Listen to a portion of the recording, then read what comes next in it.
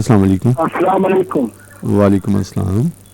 यूसुफ पंजाबी साहब, सादिक मुल्तानी बोल रहे हैं वाल्टन रोड ਤੋਂ। जी सादिक साहब ਤੁਹਾਡਾ ਮੈਸੇਜ ਵੀ ਮਿਲਿਆ, ਮੈਂ ਹੁਣੇ ਔਨ 에ਅਰ ਕਰਨਾ ਸੀ, ਮਿਹਰਬਾਨੀ। ਸਰ ਜੀ ਉਹ ਇੱਕ ਰੰਗ ਅਸੀਂ ਗਾਣੇ ਨੂੰ ਨਾ ਰੰਗ ਦੀ ਸ਼ਕਲ ਵਿੱਚ ਸੁਣਨੇ, ਅਸੀਂ ਕੀ ਤੇਜ਼ ਵਟਾ ਯਾਰ ਤੇਰੇ ਬਿਲਨ। ਜੀ ਬਿਲਕੁਲ ਠੀਕ ਹੈ। ਤੇ ਸਰ ਜੀ ਇਹ ਡਰ ਜਿਹੜਾ ਹੁੰਦਾ ਨਾ ਆਪਣੇ ਗੁਨਾਹਾਂ ਤੋਂ ਹੁੰਦਾ ਹੈ।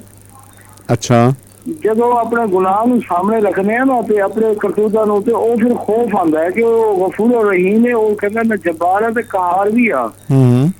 ਉਹ ਜਦੋਂ ਉਹਦਾ ਕਹਿ ਵੀ ਯਾਨੀ ਕਿ ਜਦੋਂ ਤਸਵਰ ਚਾਹੁੰਦਾ ਨਾ, ਉਹ ਫਿਰ ਕੱਪੀ ਔਰ ਖੌਫ ਤਾਰੀ ਹੋ ਜਾਂਦਾ। ਅੱਛਾ, ਇਹ ਮੈਨੂੰ ਸਾਦਿਕ ਸਾਹਿਬ ਇਹ ਦੱਸੋ ਕਿ ਤੁਸੀਂ ਗੁਨਾਹ ਕਿਹਨੂੰ ਕਹਿੰਦੇ ਹੋ?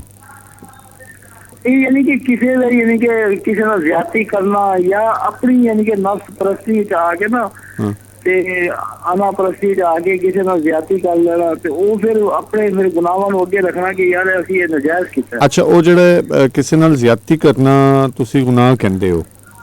ਹਾਂਜੀ। ਇਹਦਾ ਮਤਲਬ ਹੈ ਕਿ ਜ਼ਿਆਦਤੀ ਨਹੀਂ ਕਰਨੀ ਚਾਹੀਦੀ। ਹਾਂਜੀ। ਅਗਰ ਜ਼ਿਆਦਤੀ ਨਾ ਕਰੋਗੇ ਤੇ ਫਿਰ ਪਿਆਰ ਕਰਨਾ ਚਾਹੀਦਾ। ਦੇਖੋ ਨਾ 70 ਮਾਵਾਂ ਤੋਂ ਵੱਧ ਪਿਆਰ ਕਰਦਾ ਹੈ। ਉਹਨਾਂ ਨੇ ਸਾਨੂੰ ਕਾਬਿਲ ਹੀ ਬਣਾਇਆ, ਅਸੀਂ ਪਿਆਰ ਕਰੀਏ ਨਾ ਤੇ ਅਸੀਂ ਆਪਣੀ ਨਫਸ ਪਰਸਤੀ ਚ ਆ ਕੇ ਦੂਸਰਿਆਂ ਨੂੰ ਰਵਾ ਦਿੰਦੇ ਹਾਂ, ਤੇ ਫਿਰ ਉਹ ਜਿਹੜੇ ਤੋੜਦੇ ਨੇ ਦਿਲ ਬਰਬਾਦ ਹੋਣਗੇ।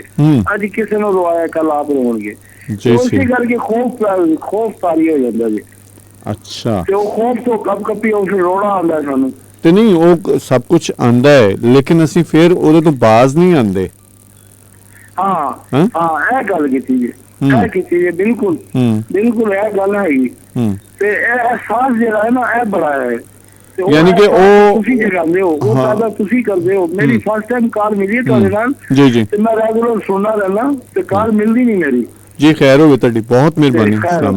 बहुत शुक्रिया जी। अल्लाह हाफिज जी। अल्लाह हाफिज।